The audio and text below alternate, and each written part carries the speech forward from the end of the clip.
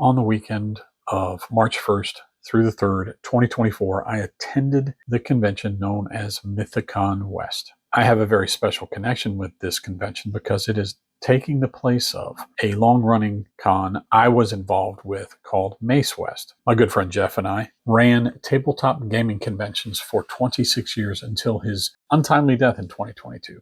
All these were under his company, Just Us Productions. The first was Mace, first held in High Point, North Carolina, and eventually moved to Charlotte, North Carolina, every second weekend in November. Other events sprang from Mace, including Mace West, which was first held in Hickory, North Carolina in 2011 and eventually moved to Asheville, North Carolina. If Mace West had continued, this would have been the 10th year at this location. We prided ourselves in running a big umbrella gaming convention, respecting all gamers and their passion for tabletop games. All board gamers, all role players, and all miniature gamers were all welcome at all Mace events. The folks behind Mythic Con West and the Charlotte event, Mythic Con, are collectively known as Games for All Events, LLC, and they endeavor to continue the same passion and respect. Mythic Con West 2024 was probably the biggest one ever, counting all the past Mace Wests. It was very busy and energetic and fun.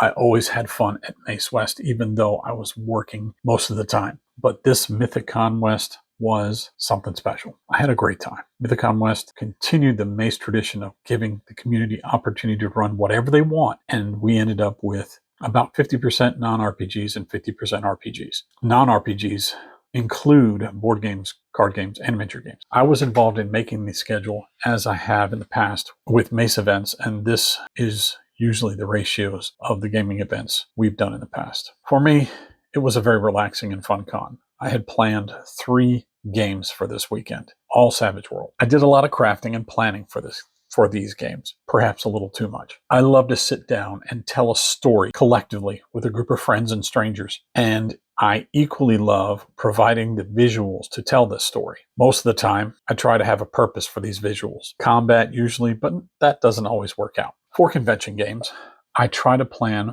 on 3 main phases. Phase 1 is the introductory phase and usually involves an introductory combat. Phase 2 involves an encounter of some kind that might be combat, but also can be quick encounters or dramatic tasks, which are Savage World specific mechanics. Phase 3 is the finale, and if it's too epic or too late, it can be boiled down to a dramatic task or a short abstract combat. The first game was Friday night. Savage Star Frontiers, a version of Star Frontiers that I put together with a little influence from other games, including Alternity Star Drive. I wanted to modernize the game, but also preserve some of its quirkiness. The adventure, the Rogue Planet, was designed according to my 3-phase plan and was inspired by a fanzine article in the Star Frontiersman. The final phase did not go exactly as planned.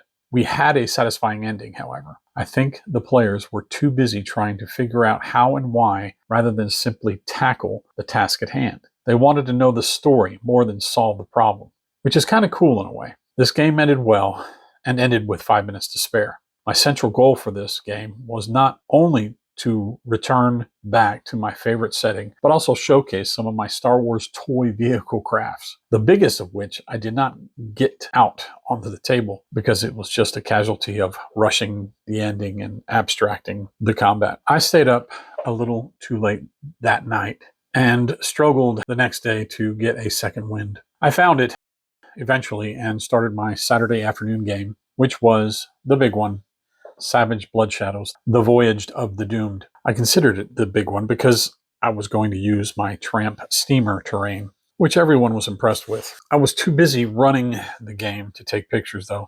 This was based on an adventure written in the Blood Shadows Fires of Maul supplement, published by the original publisher, West End Games. The interesting and challenging things to handle as a GM in this adventure were: 1, the adventure purposely split the party between 2 dimensions, and 2, had the potential for some time travel and rearranging of events in time. This involved a little railroading, but in the end, the players appreciated it.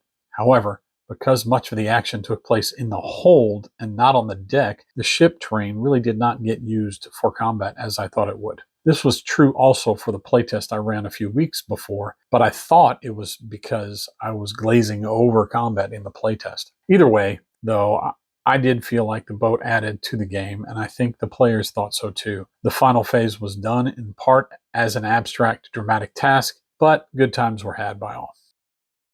My final game was on Savage Saturday Night, and it was my Savage 80s game. This is a special setting that I have created myself, bringing all the great 80s shows together into one setting based on the classic 80s miniseries V and V the Final Battle, with a little influence from V the series.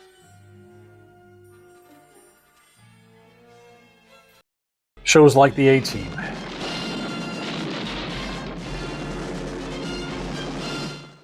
Knight Rider,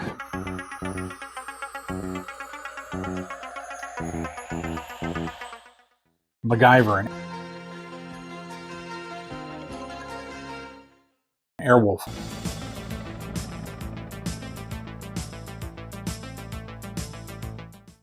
Are all brought into one setting to fight the visitor occupation. The visuals for this were mostly things I 3D printed.